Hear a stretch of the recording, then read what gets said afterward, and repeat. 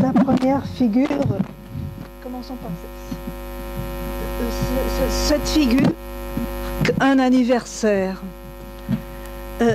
Il y a 10 ans, j'étais au Brésil et j'avais fait 2 conférences.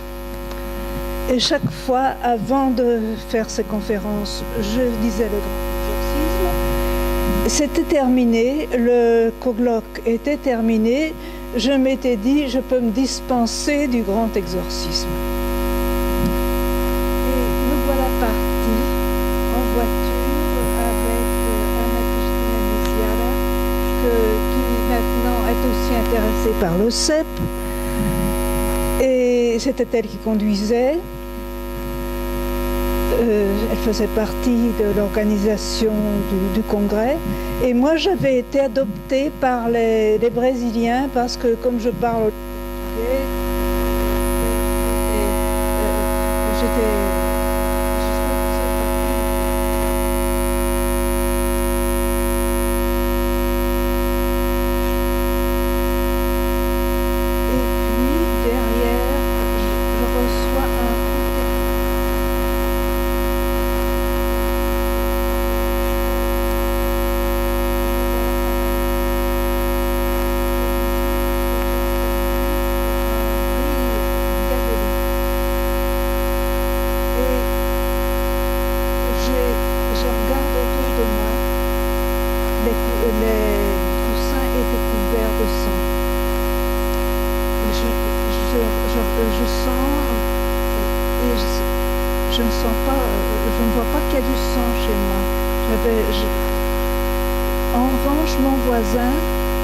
c'était le sang de mon voisin, c'était un journaliste qui couvrait l'événement, et lui, c'était son sang à lui.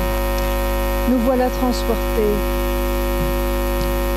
voilà transportés à l'hôpital, et finalement, on croit d'abord que j'ai les reins cassés. Et on sait, les autres sont en train de dire une messe d'action de grâce, le colloque est terminé. On sait que j'ai les reins cassés. Donc, ils se mettent à prier. On fait une nouvelle radio et mes reins ne sont plus cassés. De toute façon, je suis paralysée. Et mon amie Anna Cristina m'a envoyé, ce n'est pas cette photo-là, c'est le maillot des fans brésiliens. Et comme je m'étais comportée d'une façon exemplaire lors du match du mondial, je ne sais pas si vous vous rappelez, mais ça coïncidait, notre congrès qui avait beaucoup moins de succès que le mondial coïncidait avec le mondial. Et toute la ville de Rio était en ébullition.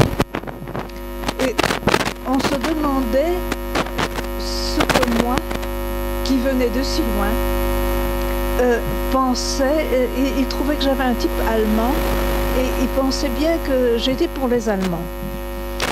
Et j'ai compris que c'était quelque chose de très important, que mon avis était très important, et que alors j'ai dit que je n'étais pas allemande et que j'étais pour les Brésiliens. Alors, ça a eu un effet très très favorable, et on m'a envoyé le maillot.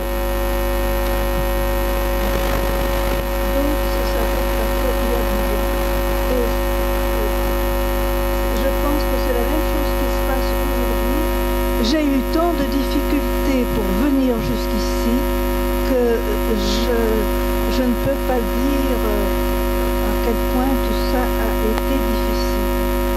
Ce que je veux montrer ici, et ça c'est très important, et c'est bien pour ça que j'en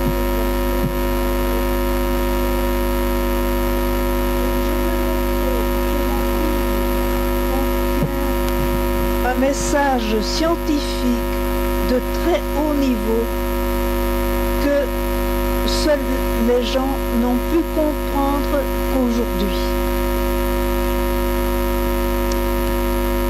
On sait que l'évolution a été pensée par des athées, que Charles Lyell était athée et il voulait, comme il disait, end with Moses, en terminer avec Moïse. Darwin pensait comme lui, et toutes les preuves, le temps a passé et on a fait des découvertes depuis, et toutes les découvertes qu'on a faites ont montré que la Bible avait dit vrai. Il y a d'abord le premier mot de la Bible, Bereshit bara Elohim. Au commencement, Dieu créa le ciel et la terre. La terre était informée vide. Et l'Esprit de Dieu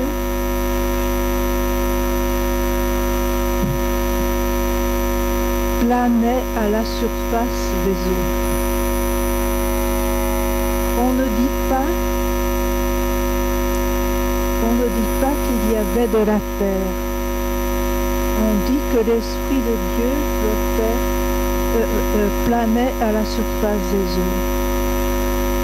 Pourquoi? Parce que c'est l'eau qui est importante. Et en réalité, si on revient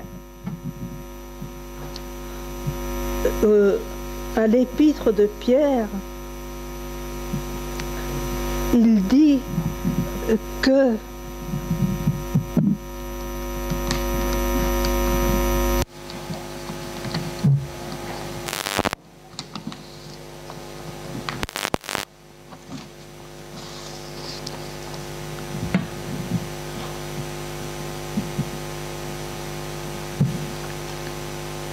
dans les derniers jours, il viendra de faux, comme il y a eu de faux prophètes, il y aura de faux docteurs qui sont audacieux, arrogants, blasphémant ce qu'ils ignorent, proférant des grands mots vides sur lesquels ils prennent à l'amorce par les convoitises de la chair.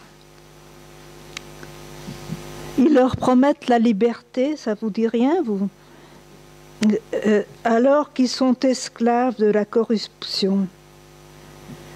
Les derniers jours et la venue de Jésus-Christ auront lieu lorsqu'il viendra des moqueurs pleins de moqueries.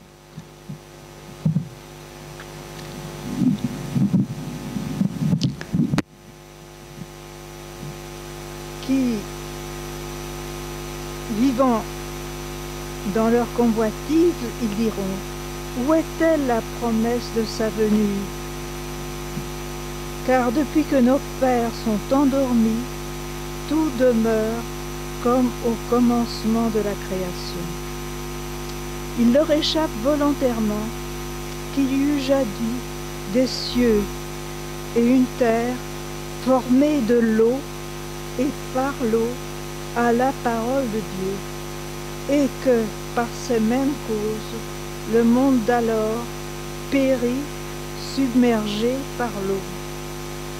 Quant aux cieux et la terre de maintenant, la même parole la tient en réserve pour le feu. Et n'oublions pas qu'un jour du Seigneur est comme 1000 ans, et 1000 ans comme un jour. Donc, on doit se dire qu'on est au 6e millénaire.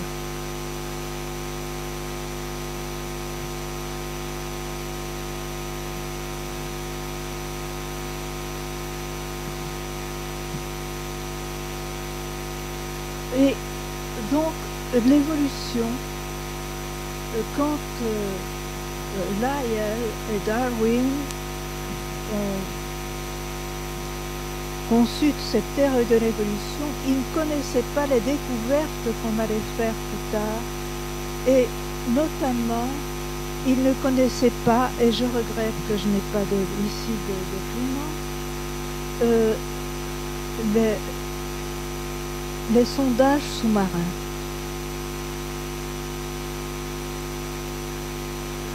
On sait maintenant que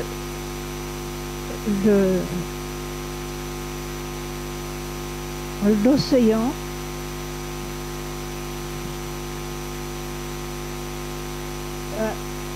est très très proche de la sténosphère. Je regrette que je n'ai pas plutôt comme image. Est très très proche de la sténosphère. Il n'a une épaisseur que de 6000 km.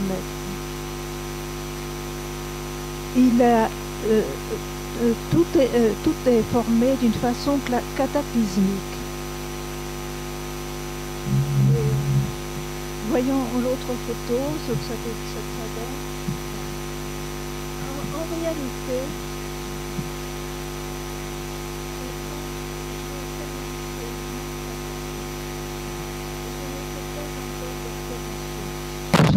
encore docteur en sciences, j'étais simplement licenciée en biochimie.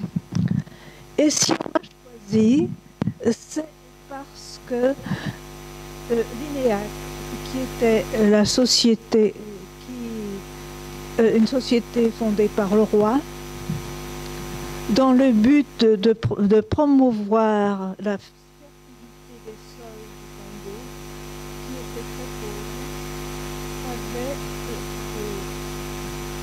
avait fondé une société dans le but de former, d'étudier les argiles. Parce que les argiles sont des minéraux extrêmement petits et qui servent de support aux ions et de support également à la matière organique. Et on m'a choisi pour ce travail parce que j'avais fait de la biochimie et que de ce temps-là, on ne savait pas que les argiles étaient des minéraux. Et moi non plus. Donc, nous avons fait, j'étais chargée de faire ce travail. Je cherche quelque chose pour montrer, mais il n'y a rien. Voilà ce qu'on m'a fait. J'espère que vous voyez assez clair.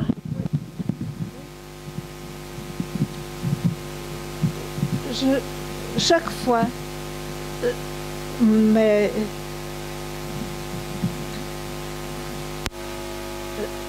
on sortait un petit opuscule avec, le premier c'était les argiles,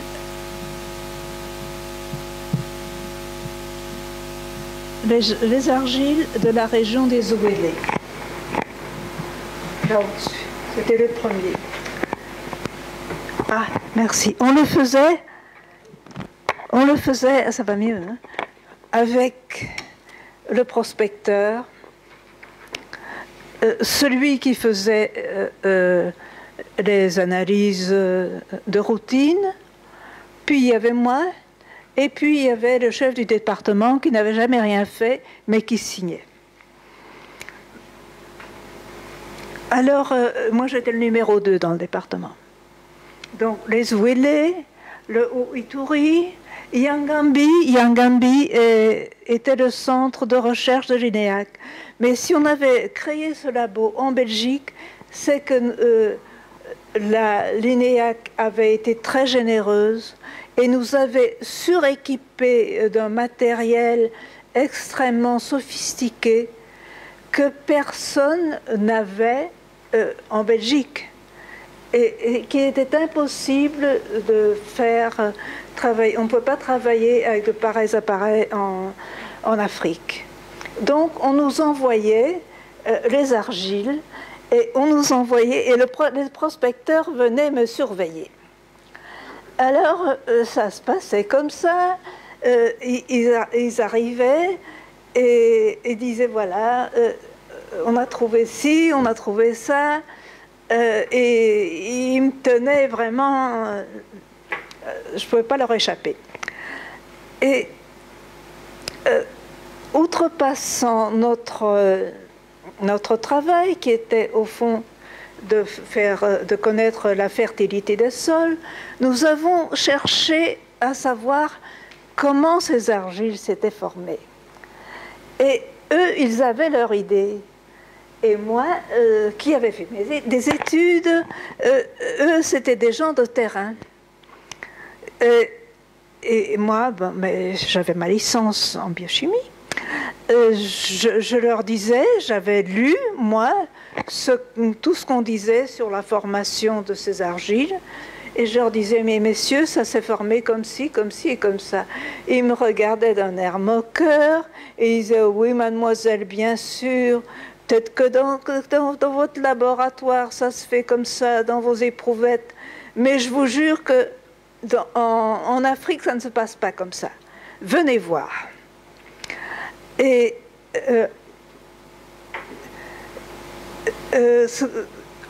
au fur et à mesure, nous faisions des progrès.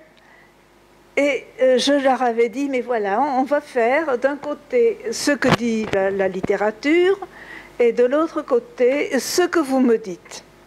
Et on va voir qui a raison.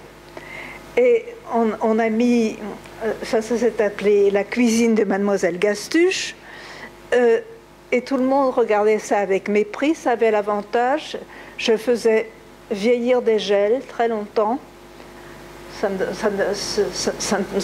demandait pas beaucoup de travail. Après 2-3 mois, j'ai essayé beaucoup de choses, ça ne marchait jamais.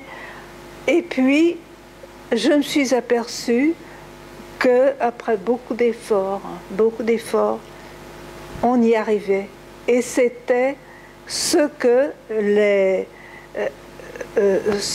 les prospecteurs avaient dit qui avait marché. Alors, voilà la suivante. Si vous voulez mettre la suivante.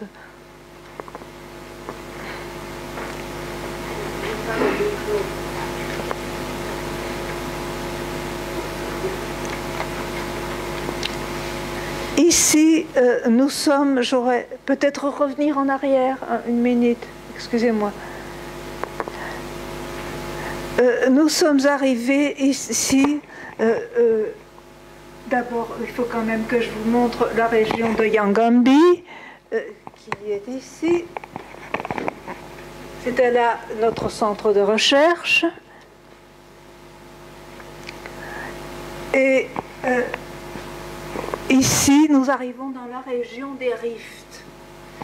La région des rifts, c'est la région où le sol s'écarte et où il y a les grandes failles. Et la suivante, si vous voulez bien,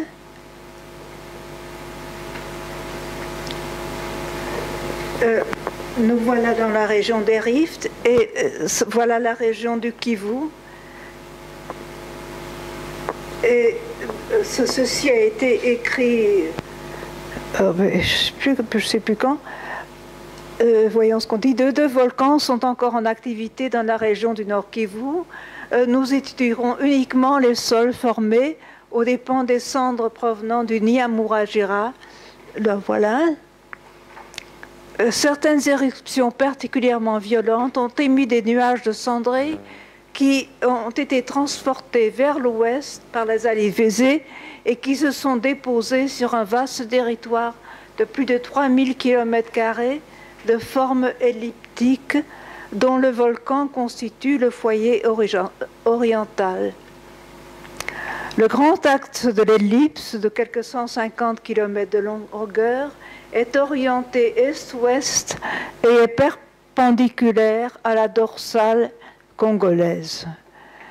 Donc ici, c'est la région des volcans, avec uniquement des laves.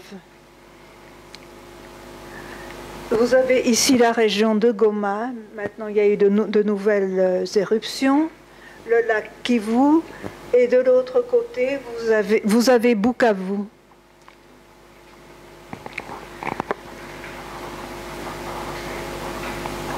On peut mettre la suivante. Ici, je suis à Yangambi avec mes collègues Jean Évrard, qui est là, et Raoul Sokal. Nous sommes à la recherche. Le sédiment de Yangambi s'appelle le sédiment éolien. Donc, on pensait, il y avait un arbre qui avait plus de 100 mètres et de haut, et on avait un noir, j'allais dire un indigène, mais on ne peut pas dire ça, enfin je ne sais pas comment je dois dire, donc un noir, pour eux ça ne leur faisait rien de monter, il était monté jusqu'en haut de l'arbre et on avait mis des filtres, lesquels étaient branchés sur un aspirateur, et c'était Raoul Sokal qui était ingénieur, qui avait bricolé cette affaire, qui a marché merveilleusement. En dessous de cette... ils avaient fait un petit laboratoire dans l'arbre. Nous sommes presque arrivés au laboratoire. Et en dessous, il y avait un nid de mygales. Des mygales, ce sont des grosses araignées dont la piqûre est mortelle. Alors moi, je n'étais pas très rassurée. Et on m'avait dit, vous savez, ne vous inquiétez pas, si vous ne leur faites rien, elles n'auront pas peur de vous, elles s'habitueront. Et en effet, j'allais tous les jours et je regardais mes mygales avec sympathie, et on s'est très bien entendu, elles ne m'ont jamais rien fait.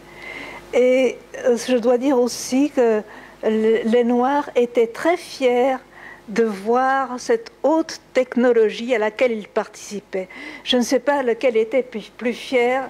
Enfin, nous étions très contents de notre expérience, sauf que quand on a étudié les filtres, je les ai étudiés au microscope électronique, eh bien, il n'y avait pas de sédiments éoliens. Il n'y avait que des insectes. Ce qui a beaucoup intéressé Jean Évrard, dont c'était le métier, mais donc il n'y avait pas de sédiments éoliens. Ça n'empêche que les géologues ont continué à l'appeler sédiment éolien. Peu importe. Donc voilà une expérience à Yangambi. Je continue. Je ne sais pas très bien dans quel ordre est... Vous pouvez mettre la suivante. Ah oui. Ah oui, voilà. Celle-ci est intéressante parce que ça montre comment sont disposées les couches, les premières périodes du tableau de Mendeleïev. Vous avez d'abord l'hydrogène, puis qui est un, puis le lithium, puis vous avez, je ne sais même pas lire, l'hélium, là, l'hélium. Avec l'hélium, la première couche est remplie, c'est un gaz rare, un gaz qui ne réagit pas. Puis vous avez, vous êtes trois, vous avez le beryllium, non, le lithium, le beryllium. La seconde couche est en train de se remplir, le bore, le carbone,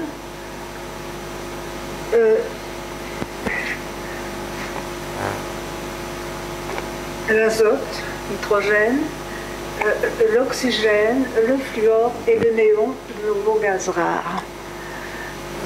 Et ici se remplit la troisième couche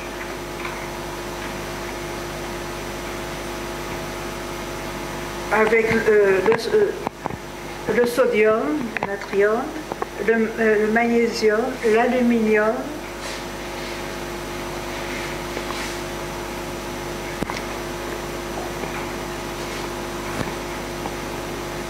le silicium,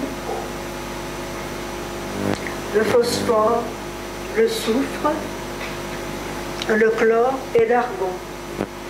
Ici, nous avons des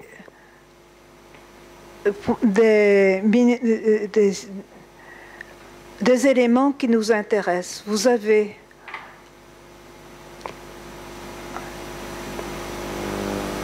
l'oxygène qui va constituer un bloc qui va servir à former les minéraux.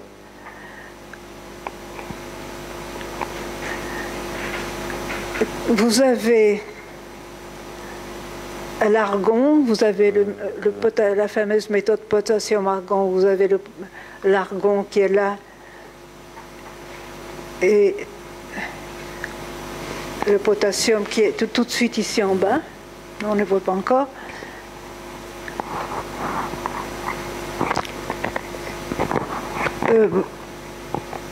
On va passer à la suivante.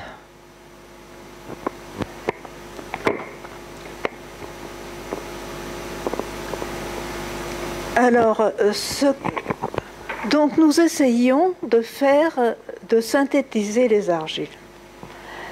Et on s'est aperçu que le silicium, qui était très petit et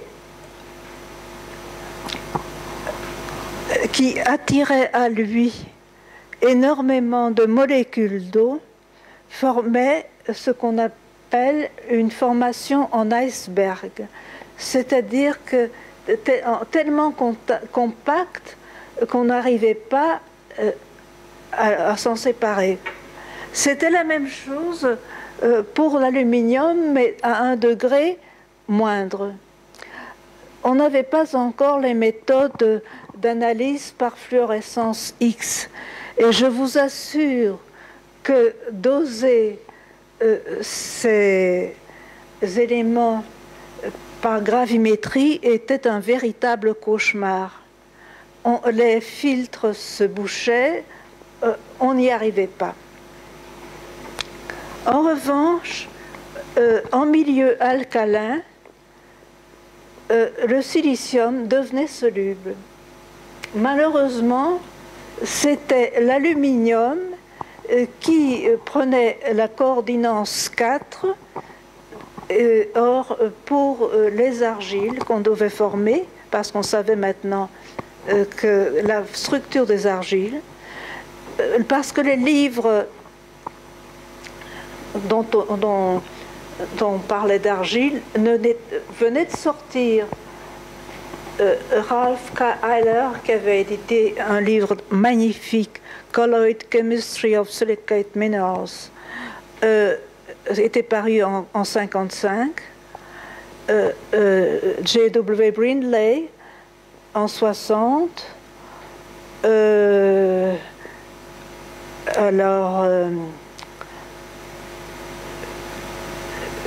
Le troisième, je ne me rappelle plus que maintenant. Enfin, The Nature of Chemical Bond est paru également en 60. Ce qui a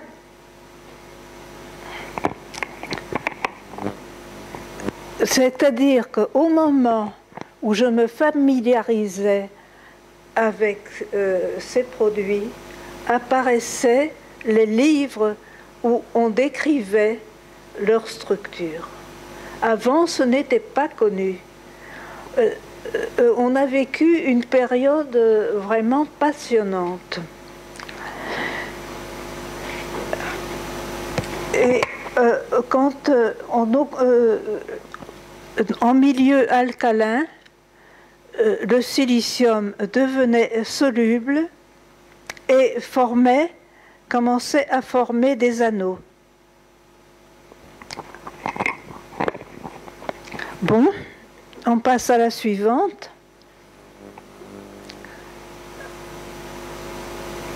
Je me suis aperçue, après beaucoup d'essais malheureux, que les cristallisations fonctionnaient en milieu extrêmement dilué et en utilisant des phénomènes de dialyse. Donc nous voilà l'évolution en milieu acide. Les petits carrés, c'est l'eau.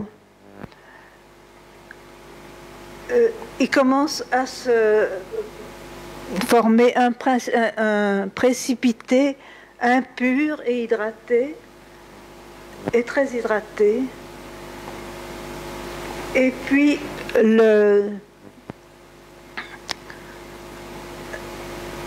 les hydroxyles, c'est OH, se mettent autour de l'aluminium. Il s'agit de grosses molécules très hydratées. Et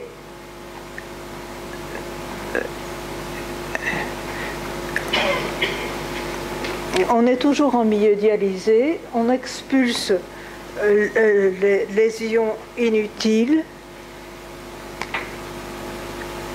et on obtient le trihydrate d'aluminium. En milieu alcalin, les ions aluminates circulent à l'état déshydraté et puis ils s'organisent en hydroxyle. Il expulse l'eau et les cations et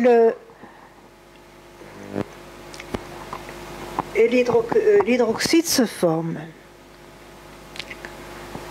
Ce qu'il y a d'intéressant, c'est que l'oxygène, le potassium, les hydroxyles et l'eau ont tous les mêmes dimensions.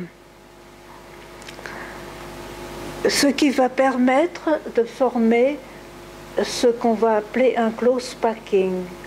On va former des ions dans l'eau à partir de l'eau.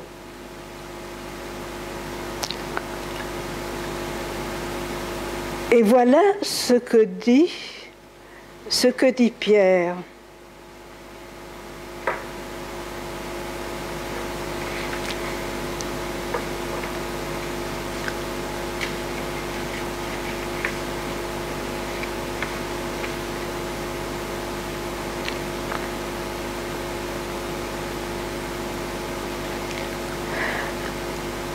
Il leur échappe volontairement aux moqueurs pleins de moqueries qui viendront, les faux docteurs, il leur échappe volontairement qu'il y eut jadis des cieux et une terre formés de l'eau et par l'eau à la parole de Dieu, et que par ces mêmes causes le monde d'alors périt submergé par l'eau. Donc il dit exactement ce que je fabrique au laboratoire. Pendant ce temps-là, le téléphone arabe fonctionnait et c'est fou le nombre de gens qui sont venus me voir du monde entier pour savoir comment j'avais fait. Et notamment, j'ai envoyé mon travail au professeur Brindley, qui était à ce moment-là le plus grand minéralogiste, et la réponse a été celle-ci: je vous invite pour un an chez moi. Je ne savais pas que j'avais fait quelque chose de très extraordinaire. J'avais synthétisé une des premières kaolines. C'est peut-être celle-là qui va suivre, je ne sais pas. Si vous voulez passer.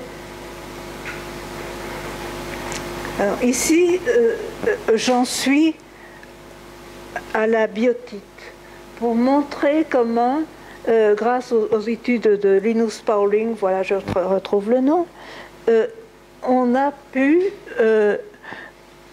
trouver la nature de la liaison chimique et montrer que ce qui était important, c'était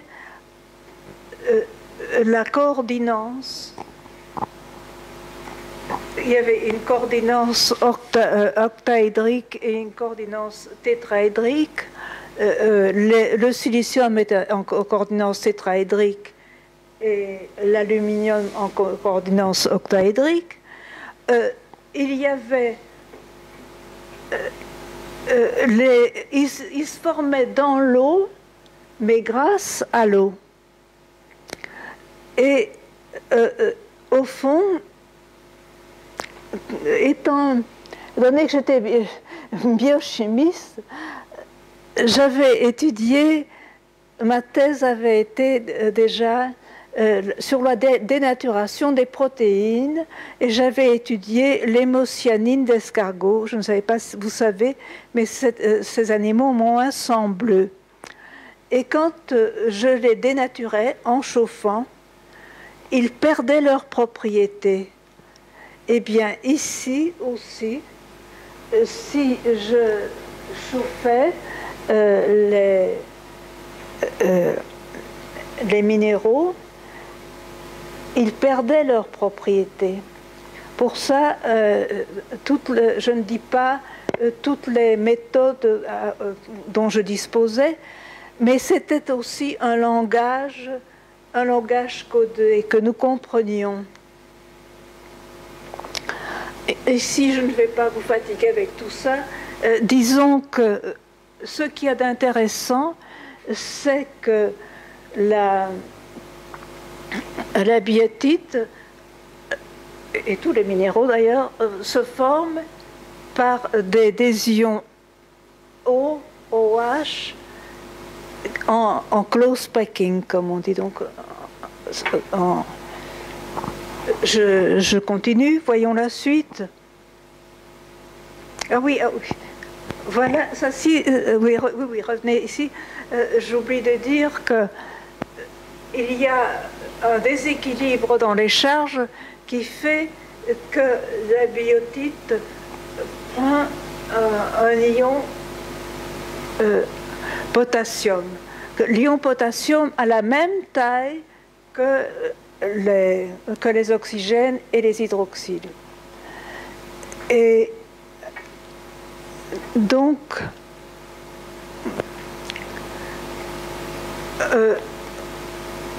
et ça va beaucoup intéresser les gens qui font de la radiochronologie. Bon, je continue. Voilà, ceci, c'est un minéral que j'ai synthétisé et où je n'ai réussi à obtenir qu'une diffraction d'électrons. Je n'ai pas réussi à en avoir assez que pour avoir le diagramme X. Néanmoins, donc le professeur Brindley m'invite pour un an, d'où écroulement du laboratoire. Comment mademoiselle Gastuche qui va partir pour un an? Mais c'est pas possible. Mais non. Quant à maman, mon père venait de mourir. Elle ne voulait surtout pas me voir partir. Donc il y avait, on a envoyé mon étudiant qui s'appelait Christian de Kimp, et qui s'appelle d'ailleurs toujours Christian de Kimp, qu'on a appelé Chris là-bas en Amérique, et qui était passionné également par ses recherches. Et donc lui, il a passé un an, et moi j'ai passé quand même 3 mois en Amérique. Et je m'entendais très bien avec le docteur Brindley, et nous avons publié ensemble, et notamment quelque chose que j'ai essayé de représenter ici très très très mal. Pour réussir une réaction, il faut d'abord que l'état initial soit supérieur à l'état final. Et il faut y ajouter une énergie d'activation, parce que sinon, il y aurait des réactions continuellement. Donc, il s'est bloqué par cette... Seulement, on a découvert que ce n'était pas uniquement l'énergie, mais qu'il y avait également l'enthalpie, qui est le côté chaleur, mais également le facteur anthropique. Anthropos, ça veut dire une évolution à l'envers.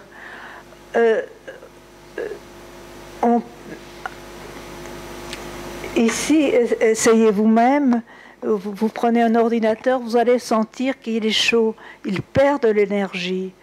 On ne peut pas faire une réaction sans perdre de l'énergie. Or, pour les gens qui croient en l'évolutionnisme, ils travaillent en pensant qu'ils peuvent aller à l'encontre de cette entropie. Or, ils ne peuvent pas, c'est ça que j'essaie d'expliquer. Alors, comme j'en ai été toujours à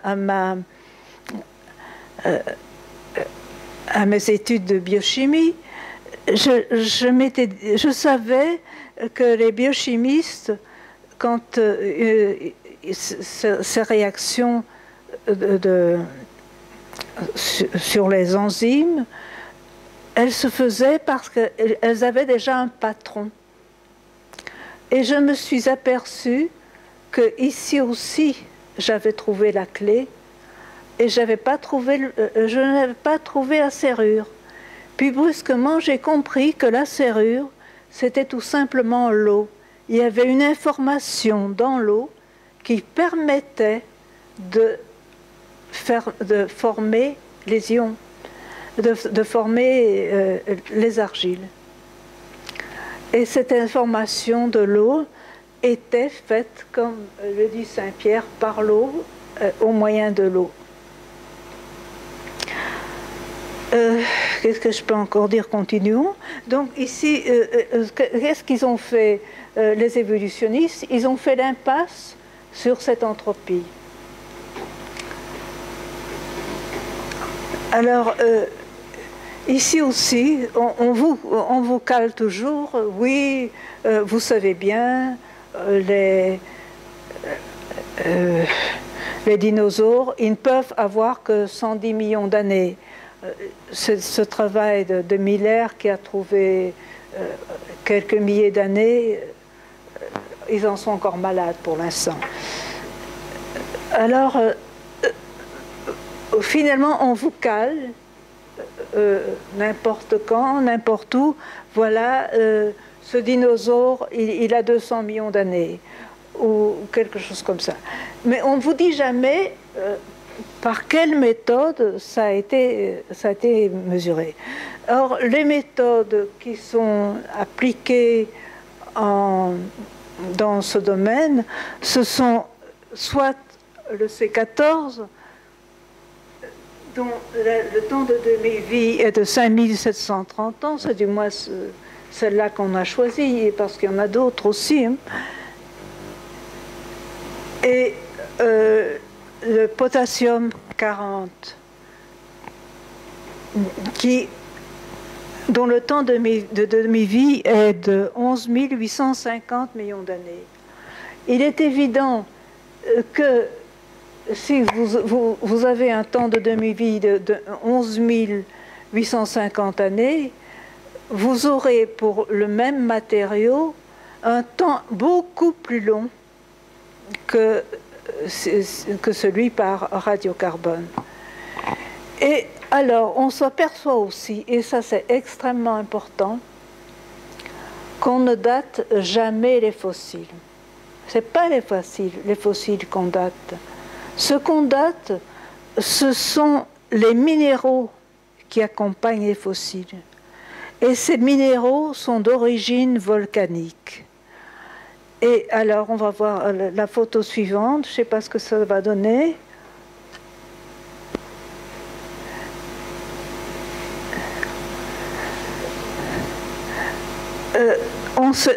Ici, j'ai pris l'exemple archi connu de la datation de 1750 du volcan Kilauea à Hawaï. Vous avez que à 2590 mètres, vous avez 43 millions d'années. Puis, à 5000, vous avez 19,5 millions d'années. Pourquoi alors que l'éruption date de 1755? C'est à cause de la pression de l'eau. Ce n'est pas le seul exemple. Si vous en revenez aux minéraux d'Afrique, vous vous apercevez qu'il y a une étude qui a été faite par un Russe qui s'appelle Bagdasaryan, qui a montré que toutes les dates qu'il a trouvées sur les volcans, les dates des sommets sont... La date du sommet devrait être plus faible, elle est souvent plus élevée. Un côté a une autre date qu'un autre. En réalité, c'est parce que les volcans reçoivent leur lave de la sténosphère à des endroits extrêmement profonds, et cette lave change d'un endroit à l'autre. C'est-à-dire qu'on ne peut pas mesurer l'âge. Voilà, la suivante.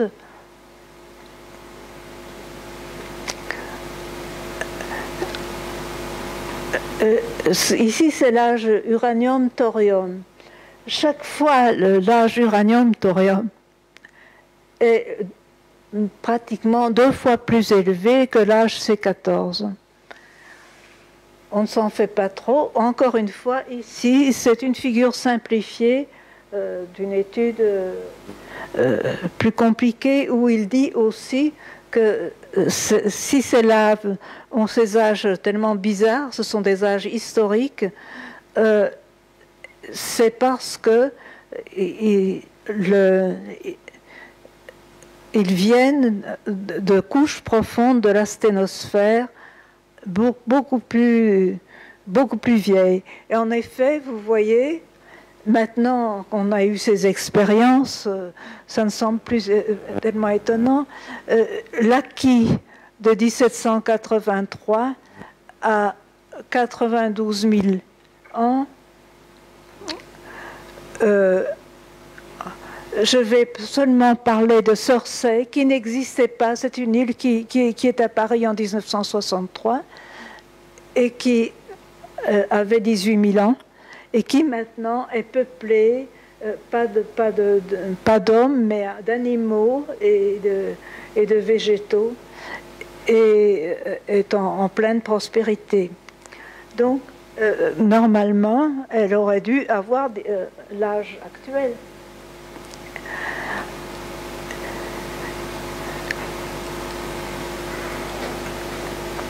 Donc, suivant les méthodes de datation, on obtient des résultats différents. Voilà, je continue, la suivante. Alors, ça c'est la chose la plus horrible. J'aurais voulu vous montrer et je pense que tous connaissent l'échelle phanérozoïque de Holmes, qui est l'échelle de la montée de la vie. Holmes était, encore une fois, un athée, et il fait dériver les premiers animaux les premiers êtres vivants sont très simples. Ce sont des algues, des bactéries et des stromatolites. Or, comme vous savez, des algues, tout le monde en a vu, elles n'ont pas changé. Ici, on montre, je crois que, je ne sais pas si j'ai montré dans le CEP, des algues qui s'empilent sur des milliers de mètres et qui se sont produites, il paraît, il y a 400 millions d'années. Mais personne, alors que Courtillot, lui, donne 27 millions d'années pour le même événement. De toute façon, les deux sont d'accord pour dire que tout s'est passé dans des circonstances cataclysmiques. Encore une fois, ils ignorent volontairement qu'il y a eu une ancienne terre, etc. Voilà que je dis que Holmes, dans son échelle phanérozoïque, situe les stromatolites au précambrien. Depuis, ils auraient disparu. Or, on en a retrouvé... Ah non, revenez, s'il vous plaît. On en a retrouvé, depuis la fin des années 50, de nombreux stromatolites vivants. Ceux-ci proviennent de Stark Bay, en Australie. Donc, ils n'auraient pas dû exister. Et les voilà qui sont là. Les bactéries sont là aussi. Finalement, les animaux qui auraient dû apparaître il y a très longtemps, eh bien, ils sont toujours là. Ils n'ont pas évolué. C'est une catastrophe. Qu'est-ce qu'on va faire? Eh bien, on n'en dira rien. On continue. Ça, c'est les trappes du Décan. Si on peut remonter un peu, ce sont d'énormes empilements de coulées basaltiques émises au moment de la limite Crétacé-Tertiaire, lors de la dernière extinction massive des espèces biologiques. Voilà, très bien, bravo. Or, ce qui est de curieux, c'est qu'ils ne cherchent plus à dater les minéraux par potassium-argon, mais par paléomagnétisme. Et ils obtiennent des dates tellement fantaisistes que je préfère arrêter. Ici, ce qui est intéressant, c'est qu'ils ont trouvé une dent de raie qui vient de Côte d'Ivoire. Tandis qu'en Flandre, on trouvait des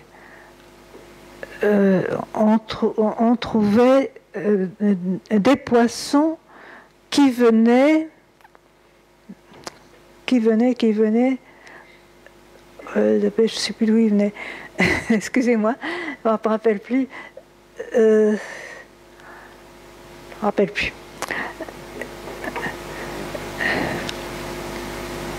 Ça m'en viendra peut-être.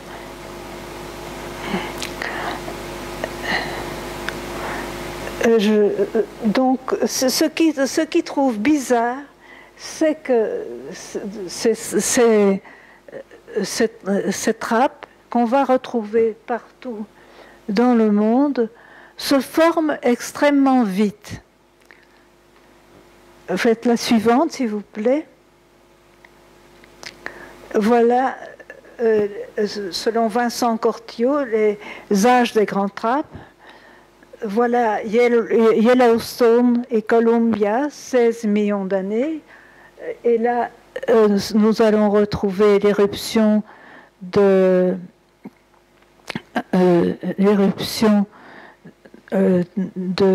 la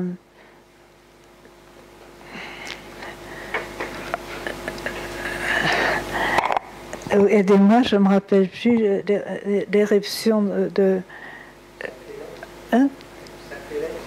J'entends pas. Voilà, l'éruption du mont St. Helens, on va la retrouver. Donc ici, il a 16 millions d'années.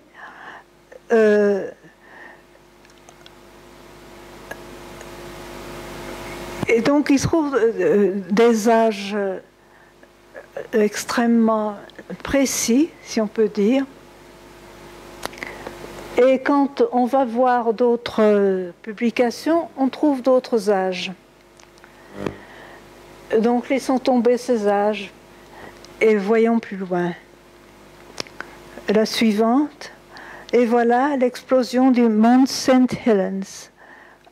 Et là, ce n'était pas celle que je voulais, c'était celle où il y avait le texte. Et je vois qu'il n'y est pas. Et ce texte, c'est dommage, il disait qu'il y avait un certain vieux monsieur qui s'appelait Harry Truman, qui avait une relation mystique avec la montagne et qui disait qu'il ne voulait pas quitter parce qu'il savait que la montagne l'aimait et que lui aimait la montagne. Et que s'il devait partir, il mourrait le jour même. Il est donc resté, il a vu la montagne éclater et il est mort. Et Austin a mesuré par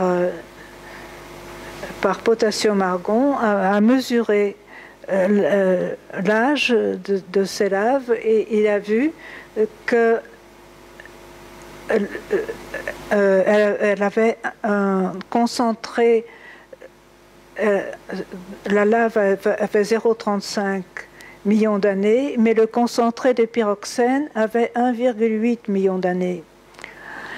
Et si on pense qu'on a retrouvé le corps de ce monsieur, on pourrait dire qu'il a été daté, un homme de type caucasien est apparu il y a 1,8 million d'années. C'est comme ça qu'on date donc on ne date jamais les fossiles. On date les minéraux qui l'accompagnent et tous ces minéraux sont des minéraux volcaniques qui proviennent de la sténosphère et qui peuvent être très différents. Tout ça dépend de la formation de la sténosphère elle-même. Voyons la suivante si on tombe bien. Voilà la montagne qui grognait, dit-on.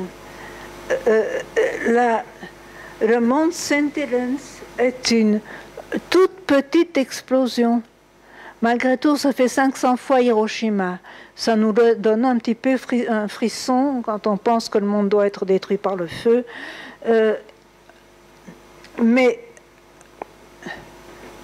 je ne sais pas si vous voyez assez clair. Moi, je ne vois pas très clair.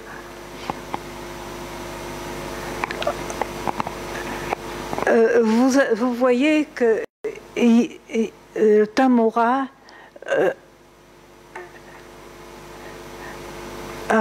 était très important. Il y a eu une autre explosion du mont St. Helens à une autre date que je ne sais pas lire. Je ne sais pas si vous savez lire, vous. Non, c'est dommage.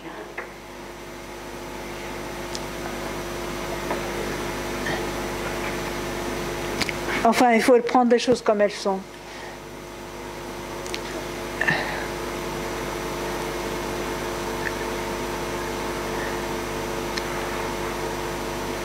Voilà, ici c'est jusque le centre de la Terre. Il montre que bon, la lithosphère est très très fine, et puis que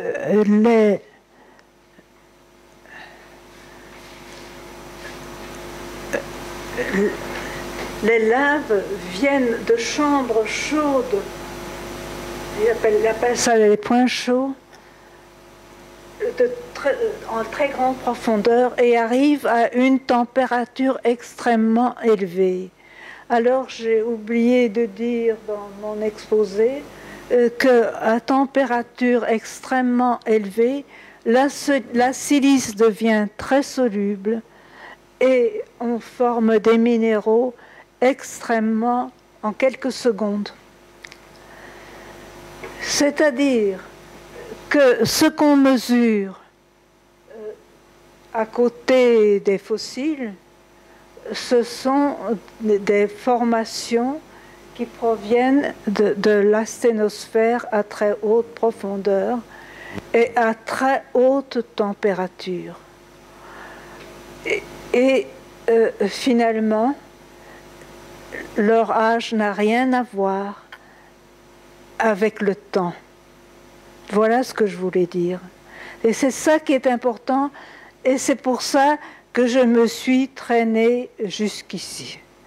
Je ne sais pas si ça continue. Voyons, il n'y a plus rien. Si, bon, c'est fini. Voilà, mon exposé est fini. Merci de votre patience. J'aurais préféré que ce soit mieux fait.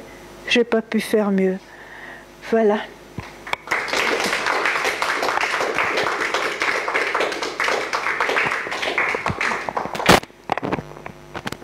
Donc, on doit s'attendre à de mauvais moments.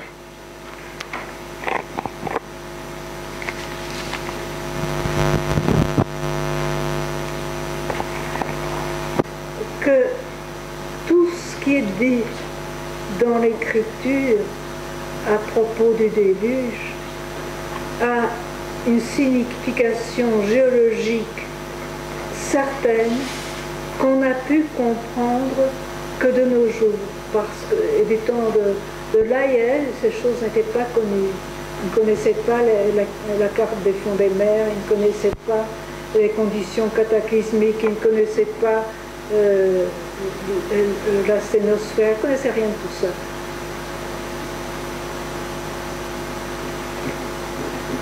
Et ils sont audacieux, arrogants, blasphémant ce qu'ils ignorent. Ils mettent leurs délices à vous duper,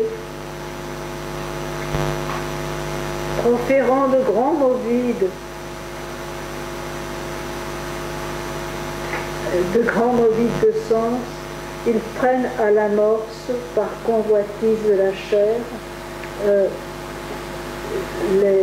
les gens qui sont esclaves de la corruption. Mais c'est vrai ce qui nous arrive.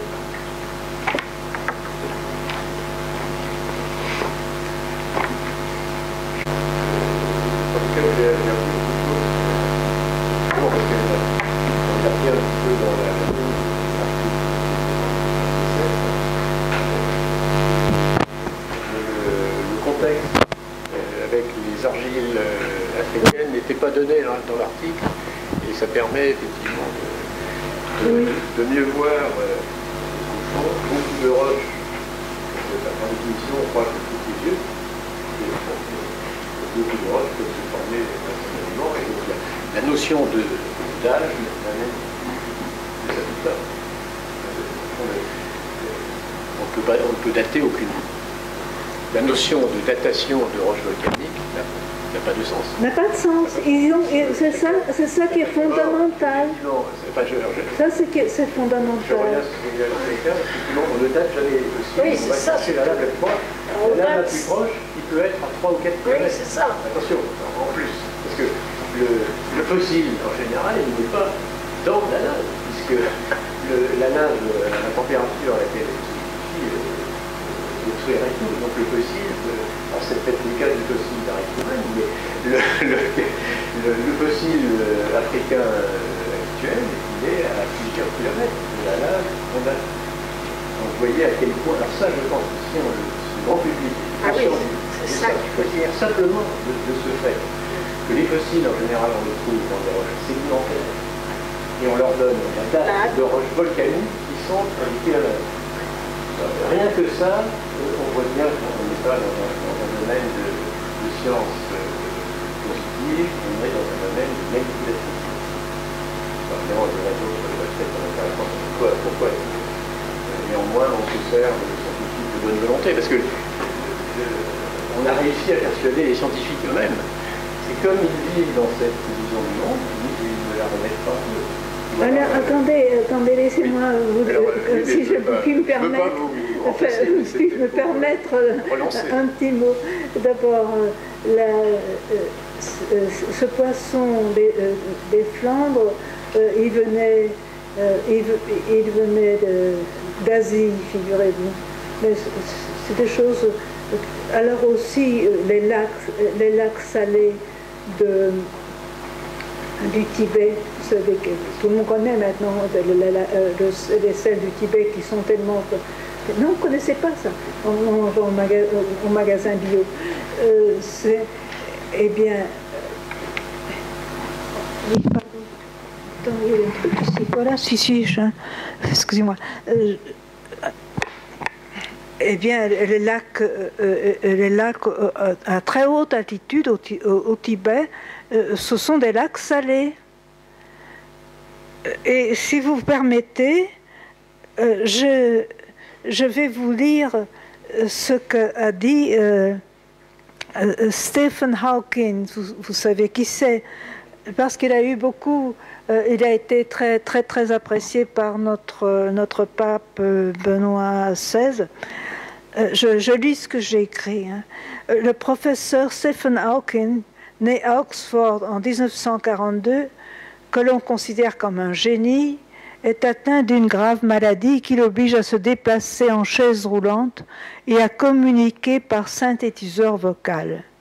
Sa contribution essentielle à la science est d'avoir trouvé la relation entre deux théories jusqu'ici incompatibles, la théorie de la relativité généralisée et la théorie quantique. Je voudrais que moi ça me dépasse. Invité au colloque sur l'évolution d'octobre 2008, organisé par l'Académie pontificale des sciences, où la plupart des scientifiques étaient athées, Hawking, athée lui-même, a de surcroît apporté les réponses définitives aux éternelles questions: d'où venons-nous, où allons-nous, comment le monde a-t-il commencé, pourquoi est-il fait de cette façon, comment finira-t-il, en omettant toute référence à Dieu. Hawking niait la création ex nihilo, démontrant que ces réponses ne relevaient pas des sciences naturelles et que la question des origines était aussi absurde que de demander où se trouve le bord d'une terre plate. Ce n'était pas la première fois que Hawking venait au Vatican. Il écrit dans Une brève histoire du temps. En 1981, j'ai ce livre. Mon intérêt pour l'origine et le destin de l'univers fut réveillé au cours d'une conférence sur la cosmologie organisée au Vatican par les jésuites. L'Église catholique avait commis une erreur grossière avec Galilée lorsqu'elle avait essayé de légiférer en matière scientifique, soutenant que le Soleil tournait autour de la Terre. Des siècles plus tard, elle avait donc décidé d'inviter un certain nombre d'experts pour discuter de cosmologie. À la fin de cette conférence, les participants se virent accorder une audience avec le pape, qui estima que c'était une bonne chose d'étudier l'évolution de l'univers après le Big Bang, mais que nous ne devions pas nous occuper du Big Bang lui-même parce que c'était le moment de la création et donc l'œuvre de Dieu. Hawking ajoutait moqueur: « Je fus enchanté alors qu'il ne connut pas le thème du laïus que j'avais prononcé au moment de la conférence. La possibilité que l'espace-temps soit fini, mais sans bord, ce qui signifiait qu'il n'y avait nul commencement, nul moment de la création. » Les conclusions de Hawking en 2008 sont identiques. Je n'avais pas envie de partager le destin de Galilée, avec lequel je ressentais un fort sentiment d'identité, en partie à cause de la coïncidence qui veut que je sois né 300 ans après sa mort.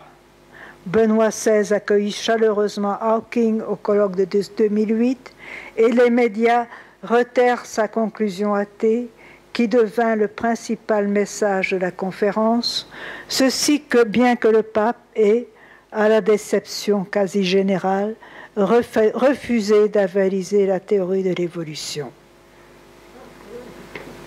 C'est intéressant.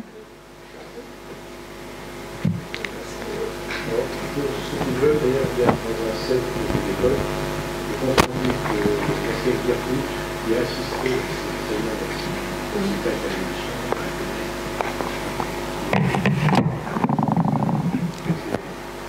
C'est difficile de se faire inviter dans les académies musicales, donc si on lui a pu le faire, envoyer sa petite plaquette sur l'émission à tout le monde de l'académie, et aussi parce que son frère est le théologien privé de la thèse, qui est en bon rapport personnel avec le chancelier de l'académie. Il a eu cette possibilité, et c'est ce que le message, je pense, le plus intéressant dans sa institution et les discussions de la santé, c'est que finalement, ces scientifiques de Hulot, c'est l'académie où il y a le plus grand nombre de prix Nobel au monde, l'académie par exemple. C'est une académie qui n'est pas recrutée sur le critère de la religion. La majorité est athée, mais pratiquement aucun.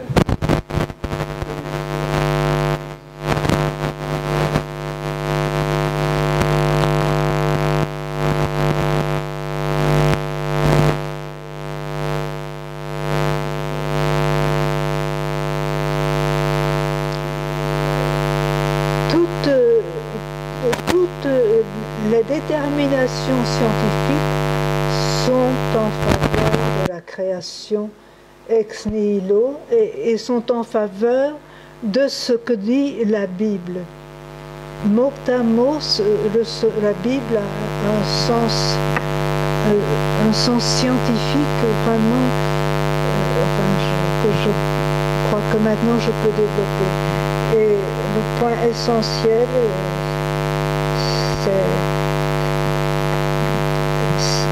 c'est qu'ils se sont trompés. Et ça, c'est très important. Et volontairement.